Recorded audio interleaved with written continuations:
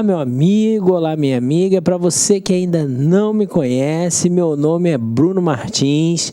Estou aqui hoje para trabalhar com vocês a disciplina Direito Previdenciário. Você que está aí estudando, se dedicando ao concurso público com o objetivo de conhecer essa matéria, porque essa matéria cai em prova, principalmente se for concurso específico, aquele que você está objetivando, ela não cai, ela despenca na prova, né? Então você precisa realmente saber tudo aquilo que está relacionado ao direito previdenciário.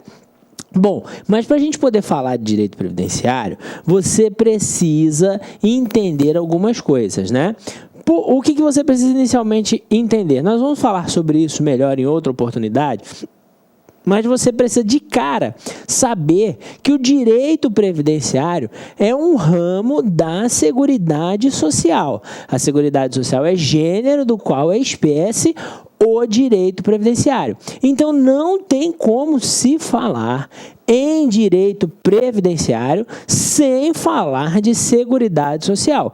Por isso que essa aula ela vai tratar dos aspectos gerais que envolvem a Seguridade Social. Você pode estar aí, podia estar aí se questionando, né? Poxa, o Bruno vai falar de direito previdenciário, mas ele coloca lá Seguridade Social, aspectos gerais, né? Aí já fica meio complicado.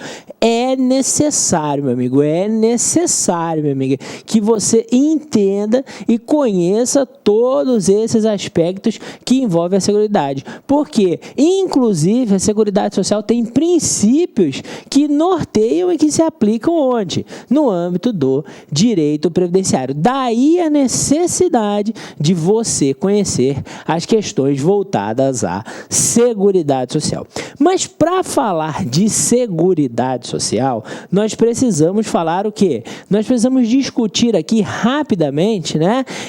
Como que isso tudo funciona, como que isso tudo se inicia. É fato, né? É fato que nós sempre tivemos na sociedade, a sociedade mundial, não é a sociedade brasileira, é a sociedade mundial. Ela é formada com pessoas com maiores condições financeiras e intelectuais e com pessoas com menores condições financeiras e intelectuais. Para alguns, né, o rico e o pobre sempre existiram e sempre existirão. Se você for lá buscar na origem, nos primórdios da humanidade, você vai encontrar os ricos e os pobres, não é isso? Ocorre que lá nos primórdios, né, ou não tão nos primórdios assim, né, até já aí no pós primeiro milênio, né, ainda se existia uma situação onde a questão de prestar solidariedade, assistir aos necessitados, não era uma questão tida como prioridade, né? Não era uma prioridade estatal.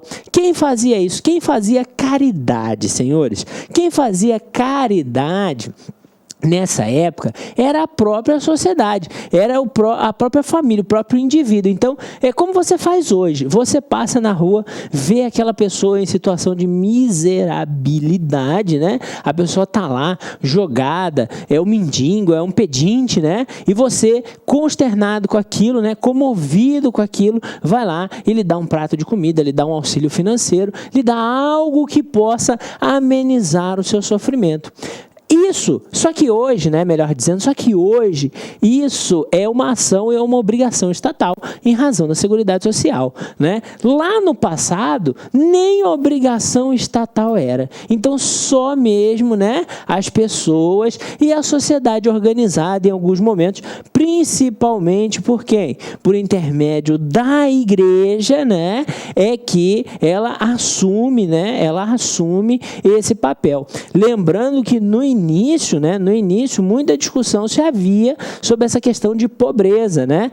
Tanto que se diziam alguns que a pobreza era um karma, ou era uma atribuição, ou uma imposição divina àquela pessoa. Se a pessoa fosse pobre, ela teria que conviver desta forma, ou viver desta forma, porque esses sim seriam os desígnios de Deus para ela. Então, daí essa modificação, essa mudança na situação, de forma a permitir que essa pessoa, vamos dizer assim, ou que essas pessoas, né, ficassem nessa condição. Mas aí a sociedade vem e se revolta, ou começa a entender diferente, acha que os seus semelhantes, né, não podem passar por essas situações, então ela vem e começa a auxiliar. Algum tempo depois, o Estado começa a perceber que aquilo ali, como há interesse social, e o Estado só atua teoricamente naquilo que há interesse social,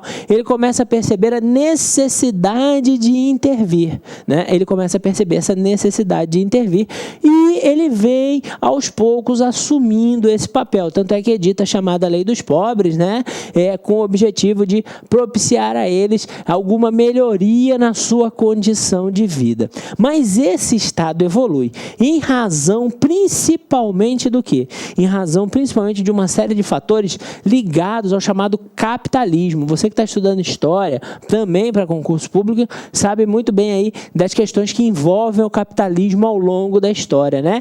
Onde o trabalhador chegava a trabalhar 14, 16 horas por dia trabalhando. Imagine você ter que trabalhar 16 horas por dia, né? Em razão dessa situação, em razão da revolta populacional com essa realidade, né? Em razão de toda a exploração do empregador sobre o empregado, surge quem? Surge o famoso, né, Estado do bem-estar social, welfare states, né?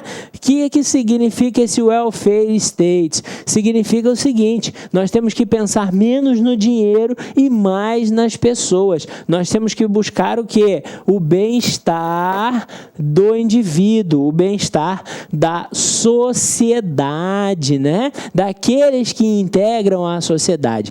Aí sim, aí o Estado efetivamente entra, o Estado entra de vez, né, nessa questão social. Ele vem atuando de forma muito mais incisiva, né, muito mais forte, né, nesse contexto, ou nessa evolução, nessa realidade que passa a surgir, né? Bom, e dentro desse contexto, em termos mundiais, nós temos aí uma realidade, ou temos os dois grandes pontapés iniciais da seguridade no mundo, né? Dois grandes pontapés iniciais da seguridade no mundo. Qual é o primeiro? O primeiro, né, é o Código do Seguro Social alemão, né, que é editado por quem? É editado lá por Bismarck. Isso já acontece onde? Isso já acontece já no século XIX, lá por volta de 1883, né? Bismarck vem e fala: não, essas ações isoladas, né, do welfare states, elas precisam ser reunidas. Nós precisamos ter um seguro, né? Nós precisamos ter ações estatais que permitam o quê? Que permitam a proteção principalmente dos empregados face aos empregadores. Por quê? Porque hoje o empregado, ele fica doente e ele fica sem amparo. Ele morre e a sua família fica sem amparo. Isso é Bismarck pensando lá em 1800, né? Ele fica incapaz de trabalhar para sempre e ele fica sem amparo. E isso não pode acontecer na sociedade que busca o bem-estar social. Isso não pode acontecer, né? Olá, meus amigos, olá, minhas amigas. Sou o professor Luiz Antônio Carvalho, do site lacconcurso.com.br. E aí, gostou da aula do professor? quer continuar assistindo, quer assistir muito mais aulas, então acesse o nosso site, que nós temos diversas videoaulas, diversos cursos disponíveis, e eu garanto para você, o nosso site é o melhor custo-benefício do mercado. Nós temos cursos completíssimos a partir de R$30. E além disso, é o único site no Brasil especializado em concurso público que tem projeto pedagógico, que tem metodologia de ensino, uma metodologia essa altamente vencedora, que é o Personal Coach. Legal, meus amigos? Então, o convite está feito aí. Acesse nosso site, que eu tenho certeza que não irá se arrepender. Forte abraço. Clique lá.